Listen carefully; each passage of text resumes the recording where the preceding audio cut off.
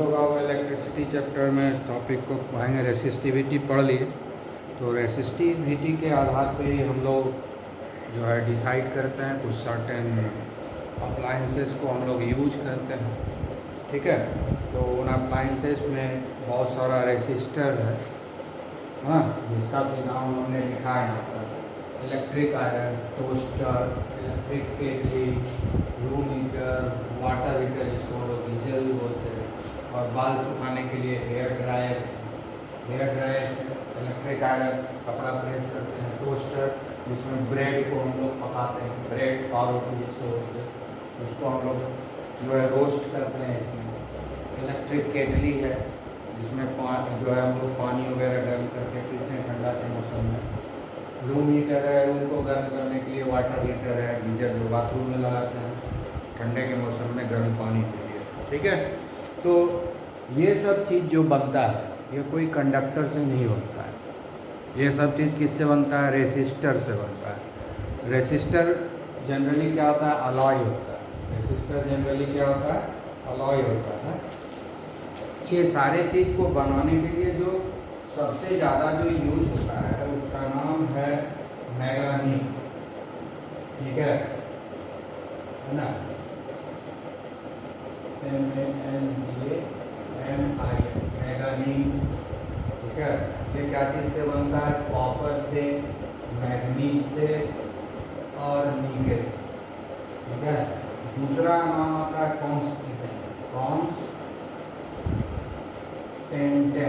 कॉन्स्टेंटेड, ये बनता है कॉपर से और निकेल से। और तीसरा आता है नाइक्रोम। ठीक है, नाइक्रोम बनता है निकेल से, क्रोमियम से, मैग्नीज रहता है और आयरन रहता है। ये चार चीज़ मिला हुआ रहता है नाइक्रोम। ठीक है, इसका जो रेसिस्टिविटी ये है 44 × 10⁻⁻8 ओम। ठीक है, इसका जो रेसिस्टिविटी, ठीक है, इसका रेसिस्टिविटी है 49 × 10⁻⁻8 ओम। और इसका रेसिस्टिविटी है 110 × 10⁻⁻8। ठीक है, तो ये सब का हम लोग यूज करते हैं। ये सब जो है क्या है,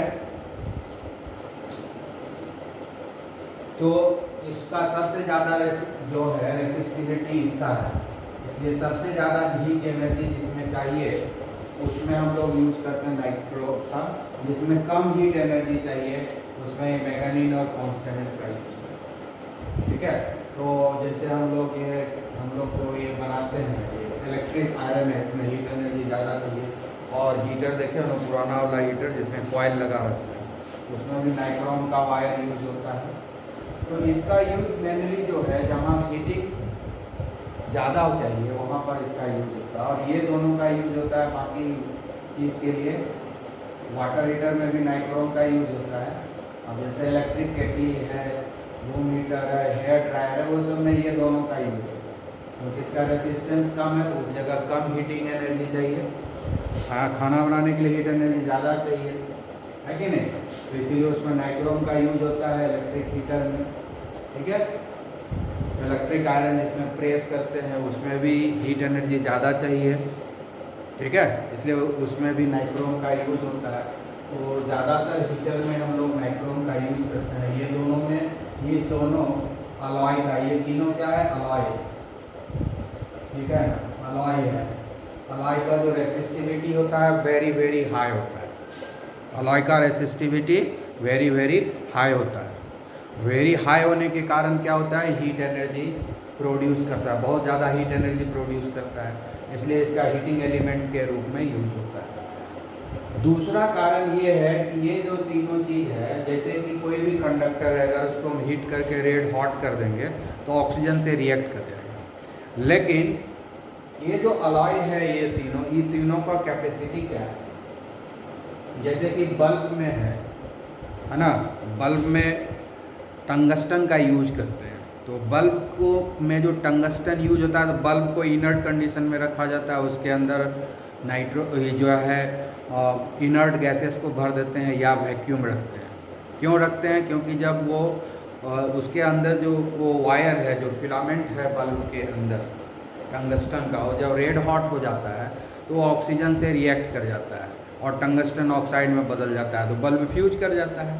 तो इसीलिए बल्ब के अंदर कोई जो है ऑक्सीजन नहीं होना चाहिए, एयर नहीं होना चाहिए, नहीं तो वो रिएक्शन कर जाएगा। तो इसीलिए जो है बल्ब के अंदर इनर्ट गैस देते हैं, क्रिप्टन, आर्गन, ये सब, ताकि रिएक्शन नहीं हो। इसीलिए बल्ब तब तक प्रोटेक्टेड रहता है जब तक उसके अंदर हवा नहीं जाए। हवा जैसे ही जाएगा ऑक्सीजन से रिएक्ट करेगा और टंगस्टन ऑक्साइड में बदल जाता है, और हम लोग बोलते हैं कि बल्ब जो है फ्यूज है।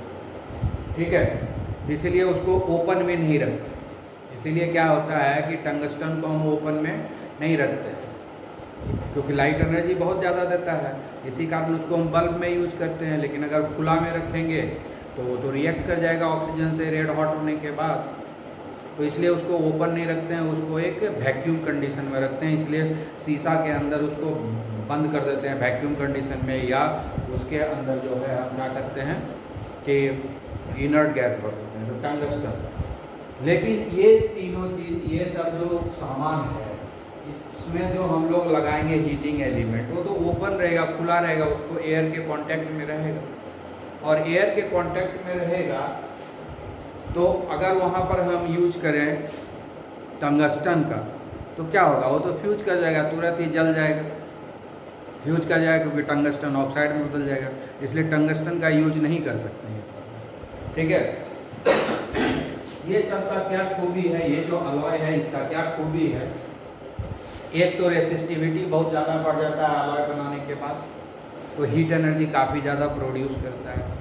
दूसरा चीज़ क्या होता है कि ये जब रेड हॉट हो जाता है, पूरा गर्म हो जाता है, रेड हॉट हो जाता है, हाई टेम्परेचर हो जाता है, उस हाई टेम्परेचर पे भी ये ऑक्सीजन से या एटमॉस्फेयर के किसी भी गैस से रिएक्शन नहीं करता है, और इसीलिए ये हीट एनर्जी कंटिन्यूसली देते रहता है। बहुत महीना, 2 महीना, साल भर तक हम लोग यूज करते हैं, तब जा कर के वो धीरे धीरे कमज़ोर होता है, तब बाद में भले रिएक्ट कर जाता है। ठीक है, कम से कम जो है 6-7 महीने तक तो कोई दिक्कत नहीं होता है, ये सब का हीटिंग एलिमेंट चलते रहता है, कंटिन्यूसली यूज करते रहते हैं, और हाई हीट एनर्जी हमको देते रहता है, रेड हॉट रहता है, लेकिन ऑक्सीजन से रिएक्शन नहीं करता है और मेल्ट नहीं करता है। तो यही 2 खूबी है इसका। एक खूबी है कि इसका हाई रेसिस्टिविटी है, दूसरा खूबी है इसका कि इवन एट हाई टेम्परेचर, बहुत हाई टेम्परेचर पर भी it doesn't react with the oxygen और any other gas present in to the atmosphere. Atmosphere में कोई भी दूसरा गैस या ऑक्सीजन से ये रिएक्ट नहीं करता है इवन एट हाई टेम्परेचर, और इसीलिए इंटैक्ट रहता है। इसीलिए हम इसका यूज जो है हीटिंग एलिमेंट के रूप में करते हैं। इसलिए इस तीनों का यूज किया जाता है हीटिंग एलिमेंट के रूप में, है ना। These alloy, है ना, these alloys are used as heating element, ठीक है। क्यों? Because first it has very high resistivity, है ना, very high resistivity,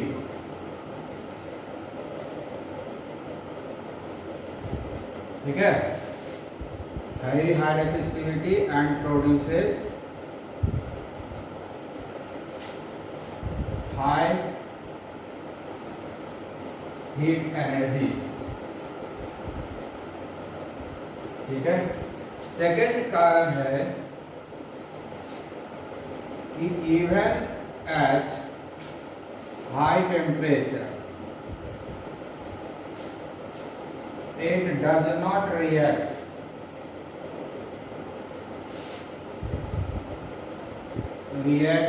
with atmospheric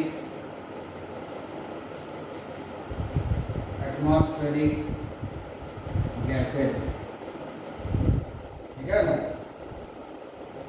atmospheric gases के साथ ये रिएक्ट नहीं करता है। ये 2 रीजन है। क्या क्या रीजन है कि भाई बहुत ज़्यादा हाई रेसिस्टिविटी है तो हाई हीट एनर्जी ये प्रोड्यूस करता है, और हाई टेम्परेचर पे भी ये एटमॉस्फेरिक गैसेस के साथ रिएक्ट नहीं करता है, इसलिए इसका जो लॉन्गेविटी है, ड्यूरेबिलिटी है, बहुत लंबा हो जाता है, 6 महीना साल भर आराम से ये सब चलता है। ठीक है, तो ये दो कारण होने के चलते हम लोग इसको यूज करते हैं हीटिंग एलिमेंट के रूप में। तो ये पार्ट छूट गया था पिछला बार, उसको हम लोग बता दिए। अब थोड़ा ज़्यादा न्यूमेरिकल के प्रैक्टिस करेंगे। फिर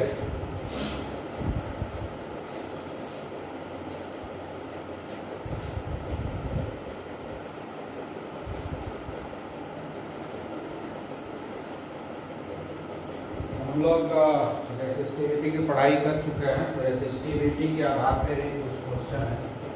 इसमें क्या है कि copper wire of length 2 metre, मतलब एक कॉपर वायर है, उसका लेंथ जो है 2 मीटर है। और क्या दिया हुआ है, कॉपर वायर का लेंथ दे दिया है L = 2 मीटर दे दिया। ठीक है, उसके बाद तो होता है एरिया ऑफ क्रॉस सेक्शन उसी वायर का, यानी वायर का मोटाई बता रहा है, एरिया ऑफ क्रॉस सेक्शन बता रहा है। यानी A = दे दिया है 1.7 × 10⁻⁻6 मीटर स्क्वायर। ठीक है, ठीक है। उसके बाद बोलता है उसका रेसिस्टेंस इतना है, जो वायर लिया गया है, एक कॉपर वायर है जो 2 मीटर लंबाई है, उसका एरिया ऑफ क्रॉस सेक्शन है 1.7 × 10⁻⁻6 मीटर स्क्वायर। और बोलता है इस कॉपर वायर का जो रेसिस्टेंस है वो है 2 × 10⁻⁻2 ओम, इसका जो है रेसिस्टेंस है। तो बोलता है कैलकुलेट द रेसिस्टिविटी, मतलब रो को निकालना है, इसी को निकालना है, रेसिस्टिविटी निकालना है। बहुत सिंपल है, हम लोग रिलेशन पढ़ चुके हैं, R = रो इंटू L/A, यही तो फॉर्मूला है, यही फॉर्मूला है रेसिस्टिविटी का। यहाँ यही तो रेसिस्टिविटी है, इसको हम अरेंज कर देते हैं। रो यहाँ रहेगा, इधर जाएगा, हो जाएगा R × A/L। अब R का वैल्यू हमारे पास दिया हुआ है, R का वैल्यू कितना है 2 × 10⁻⁻2 ओम। ठीक है, एरिया ऑफ क्रॉस सेक्शन कितना दिया हुआ है 1.7 × 10⁻⁻6 मीटर स्क्वायर। ठीक है, और L का वैल्यू कितना दिया हुआ है 2 मीटर। ठीक है, अब मीटर स्क्वायर है और ये मीटर 1 मीटर कर देगा, यहाँ मीटर बचा हुआ रहेगा तो ओम मीटर अल्टीमेटली आएगा। और ये सारे को कैलकुलेट, यहाँ 2 है और ये 2 है, ये कट गया इसका, ओम मीटर बचा कि नहीं, तो कितना हो गया टोटल, ये 1.7 × 10⁻⁻2 × 10⁻⁻6 ओम मीटर। यही तो हुआ हमारा आंसर, 1.7 × 10⁻⁻8 ओम मीटर, यही हमारा आंसर हुआ। तो बहुत ही सिंपल है, स्ट्रेट फॉरवर्ड क्वेश्चन है, इसमें बहुत बड़ा कोई दिक्कत है नहीं। ठीक है, तो समझ में आ जाना चाहिए। ओके,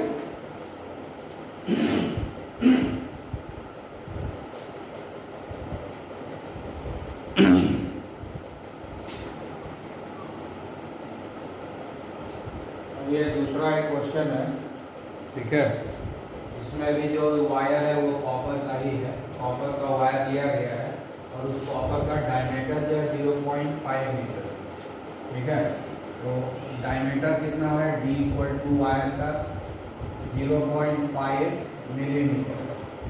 ठीक है, तो फिर रेडियस कितना हो जाएगा, इसका आधा हो जाएगा D/2, 0.5/2 होगा, ये हो जाएगा 0.25 मिलीमीटर। और फिर मिलीमीटर को हम लोग मीटर में कन्वर्ट करेंगे तो 1000 से भाग देंगे।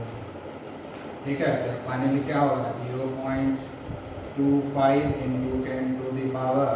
10⁻³ मीटर होगा, ये ऊपर जाएगा तो ये 10⁻³ होगा, ऊपर जाएगा 10⁻³ हो जाएगा। तो इस तरीके से हमको जो है डायमीटर दिया हुआ है। ठीक है, उसके बाद क्या दिया हुआ है, रेसिस्टिविटी भी दिया हुआ है, यानी रो दिया हुआ है। रेसिस्टिविटी क्या है 1.6 × 10⁻⁸ ओम मीटर दिया हुआ है। ठीक है, ये दो चीज़ है हमारे पास। अब क्वेश्चन नंबर ए को सॉल्व करना है। होता है what will be the length of this wire, है ना। वायर का लेंथ कितना होगा, ठीक है, वायर का लेंथ कितना होगा, वायर का कितना लेंथ होगा to make its resistance n, मतलब हम कितना लंबा वायर लें, कितना लंबा वायर लें, ये रेसिस्टेंस जो है 10 ओम होता है ना। रेसिस्टेंस कितना हो जाए 10 ओम, यानी रेसिस्टेंस हमारे पास दिया हुआ है 10 ओम।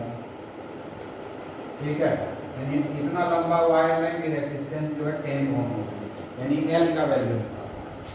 क्या निकालना है, L का वैल्यू। तो फॉर्मूला तो वही होगा, L का वैल्यू जब निकालना है तो हमारे पास फॉर्मूला वही है, R = ρ × L/A, यही तो फॉर्मूला है। इसमें से हमको क्या निकालना है, L का वैल्यू। तो L का वैल्यू निकालना है तो L के साथ जो भी है सब हटा देंगे, तो R × A हो जाएगा, ये इधर गुना हो जाएगा, रो जो है डिवाइड हो जाएगा। L का ये फॉर्मूला हो गया। ठीक है, इसमें तो क्वेश्चन में दिया हुआ है R का वैल्यू 10 ओम, है ना। और निकालना क्या है, लेंथ को निकालना है। क्वेश्चन नंबर ए में क्या निकालना है, what would be the length.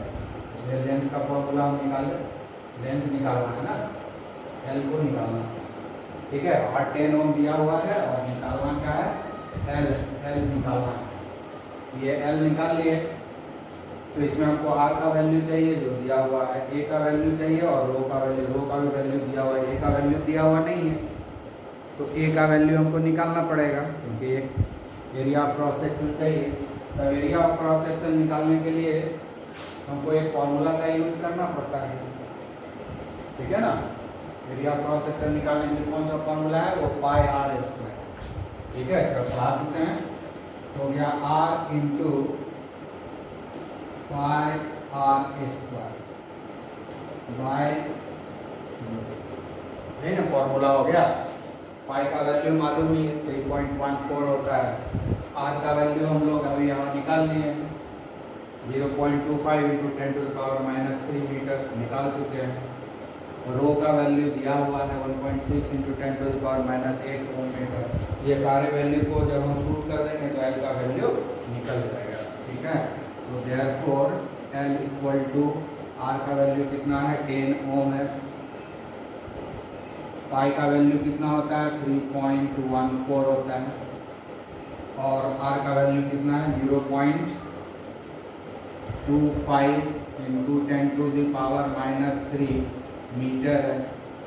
ठीक है, स्क्वायर हो गया तो R²। और उसके बाद रो का वैल्यू कितना दिया हुआ है, रेसिस्टिविटी का वैल्यू यहाँ दिया हुआ है 1.6 × 10⁻⁸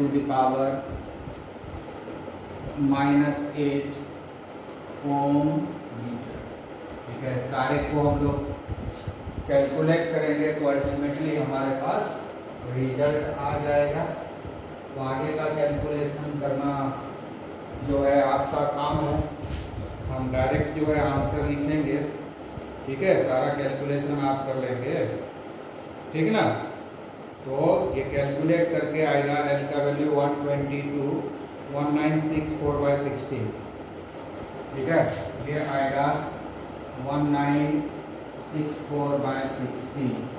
ठीक है, उसके बाद इसको जब हम लोग कैलकुलेट करके लाएंगे तो आएगा 122.7 मीटर। तो कितना आ जाएगा, 122.7 मीटर।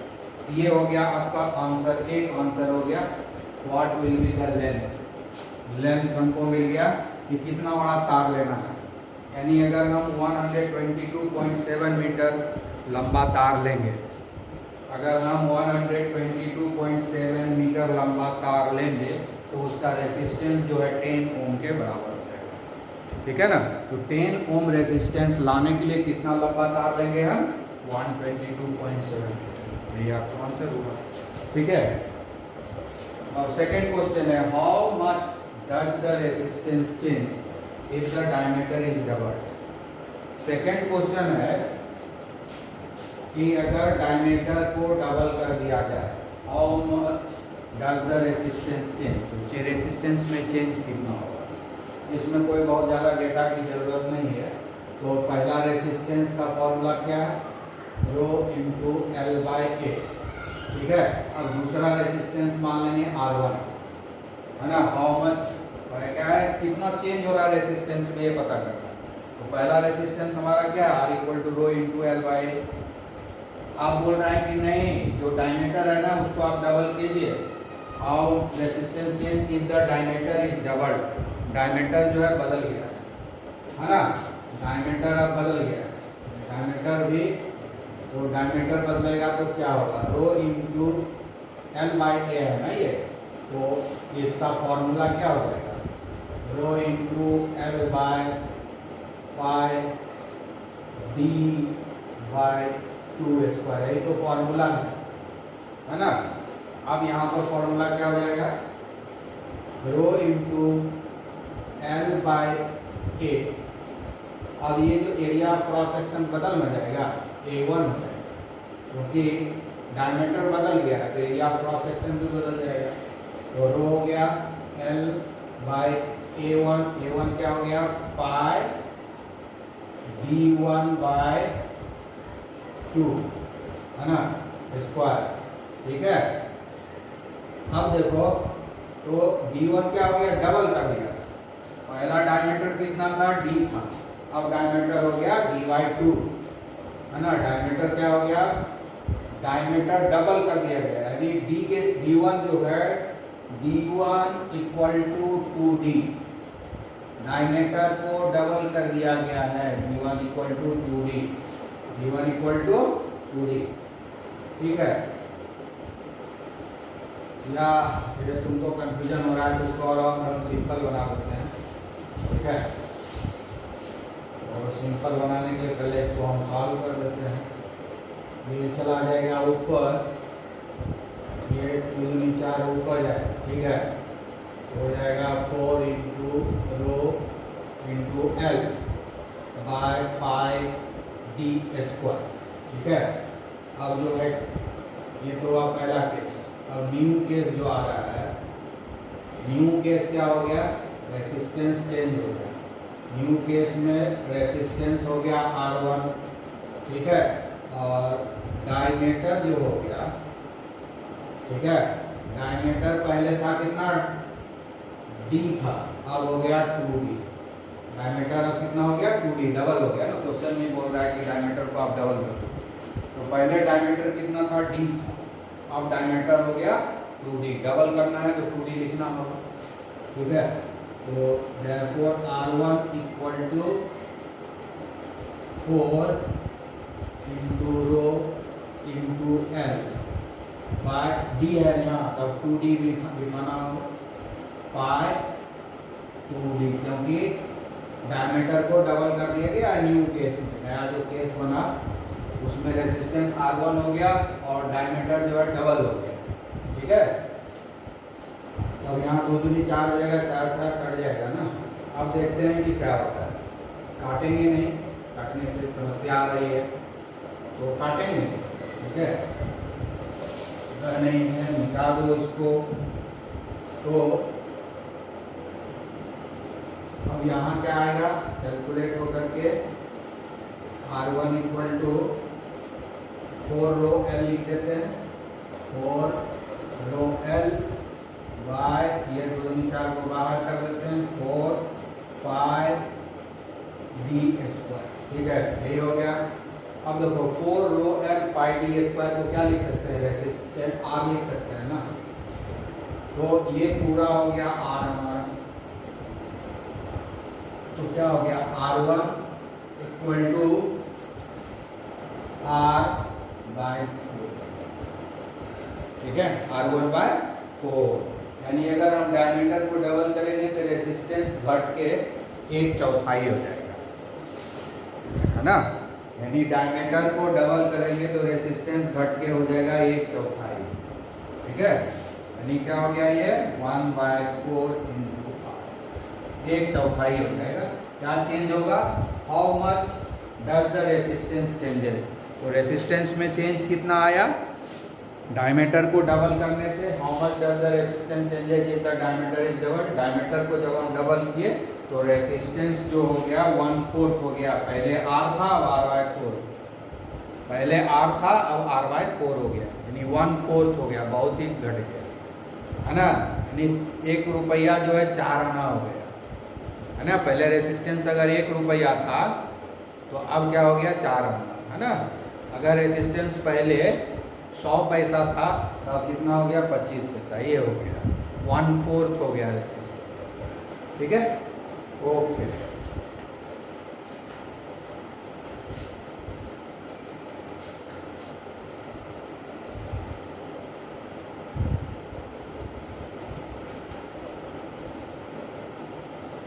अब ये नया क्वेश्चन है, इसमें क्या बोल रहा है 6 ओम रेसिस्टेंस वायर है, मतलब एक वायर लिए है, उसका रेसिस्टेंस जो है 6 ओम।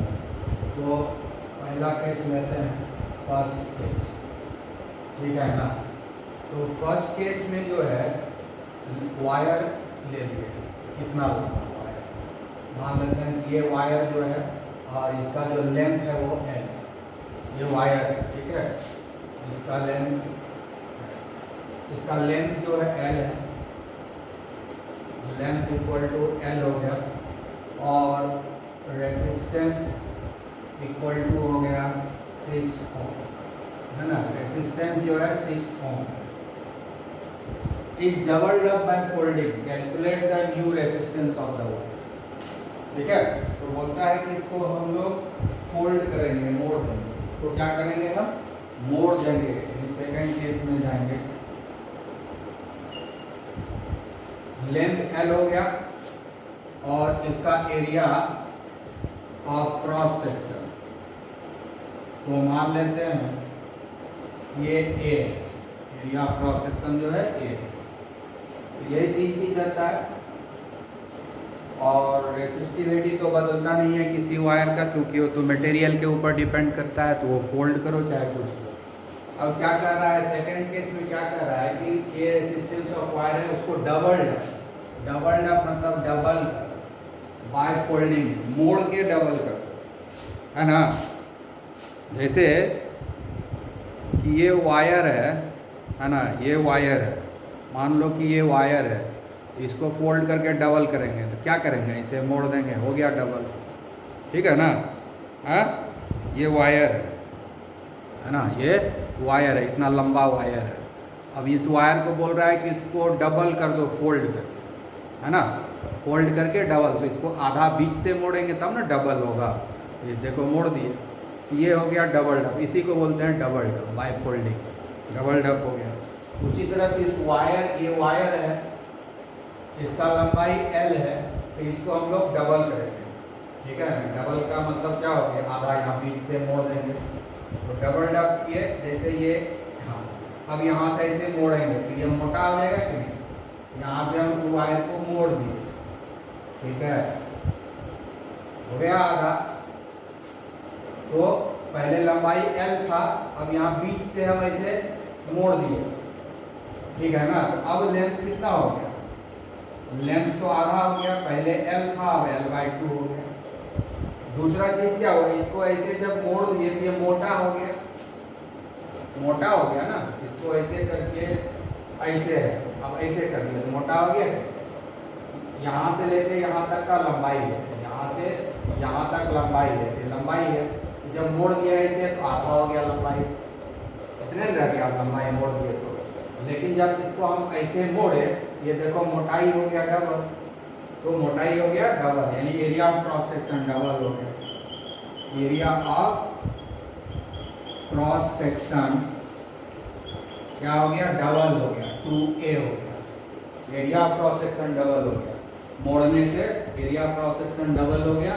और लेंथ जो है आधा हो गया, लेंथ जो है आधा हो गया, पहले L था लंबाई, अब L/2 हो गया। तो अब निकालना है रेसिस्टेंस, ठीक है। तो मान लेते हैं कि रेसिस्टेंस अब R1, पहले R था अब ये R1, ठीक है ना। तो अब R1 कितना होगा यही निकालना है, ठीक है, R1 कितना होगा यही निकालना है, ठीक है। तो बोलता है कि रेसिस्टेंस में कितना चेंज आएगा, यही ना लिखना है। तो अब देखते हैं यहाँ R1 निकालते हैं। Therefore R1 equal to rho into, यहाँ पर क्या है, rho into length by area of cross section, यही तो फॉर्मूला है, यही फॉर्मूला है ना। अब यहाँ पर रेसिस्टिविटी कितना होगा, रेसिस्टिविटी मान लेते हैं यहाँ रो है, यहाँ भी रेसिस्टिविटी तो रो ही होगा, यहाँ भी रेसिस्टिविटी सेकंड केस में भी रो ही होगा, क्योंकि रेसिस्टिविटी को लंबाई चौड़ाई से थोड़ी कोई मतलब है, रेसिस्टिविटी तो मटेरियल से मतलब है, दोनों जगह सेम मटेरियल है, इस केस में भी इस केस में उसी वायर को मोड़े हैं, तो वो वायर तो उसी चीज़ से बना हुआ है दोनों जगह, चाहे लंबा हो चाहे उसको मोड़ दें, तो वायर का मटेरियल तो चेंज नहीं है, कॉपर है तो कॉपर रहेगा, सिल्वर है तो सिल्वर है, एल्यूमिनियम है तो एल्यूमिनियम रहेगा, इसलिए रेसिस्टिविटी में कोई चेंज नहीं आएगा। तो फॉर्मूला तो यही है कि resistance equal to rho into length by area of cross section, यही फॉर्मूला है, ठीक है। तो अब यहाँ पर क्या है, रो तो ठीक है, लेंथ कितना है L/2, लेंथ कितना है L/2, और एरिया ऑफ क्रॉस सेक्शन कितना हो गया 2a, ठीक है। अब इसको हम लोग कैलकुलेट करते हैं, R1 equal to rho into ये L/2 है, ये 2 है, ये 2 नीचे आ जाएगा, ठीक है, तो हो जाएगा L/4a। अब ये जो है 1/4 को बाहर कर देते हैं और यहाँ लिखते हैं रो L/a, तो फाइनली क्या हो गया, R1 equal to 1/4 into rho into L/a, है ना। यहाँ फॉर्मूला क्या होगा इसके लिए, इस केस में R equal to rho into L/a ही होगा, लेंथ बाय एरिया, क्योंकि फर्स्ट केस में जो है R ही है ना रेसिस्टेंस, तो फर्स्ट केस में ये हो गया हमारा, ठीक है। सेकंड केस में जो है रेसिस्टेंस R1 है, ये 1/4 रो इंटू L/a को क्या लिख सकते हैं R, ठीक है। तो क्या हो गया, कितना चेंज हो गया, कैलकुलेट द न्यू रेसिस्टेंस, तो नया रेसिस्टेंस क्या हो गया 1/4 R, ये नया रेसिस्टेंस कितना हो गया R/4, so new resistance, this is your new resistance, this is your new resistance, new resistance कितना हो गया R/4, घट के बदल गया, पहले R था, अब जो हो गया कितना हो गया R/4, तो एक्चुअली अब R1 इक्वल टू क्या होगा R/4, R का वैल्यू कितना दिया हुआ है 6, ठीक है ना, 6/4 हो गया। तो अब इसको हम लोग डिवाइड करेंगे 1.5 ओम, तो फाइनली क्या हो गया कि जो नया रेजिस्टेंस है वो कितना है 1.5 ओम है, ये हमारा नया रेजिस्टेंस हो गया, घट के 1/4 हो गया, ठीक है।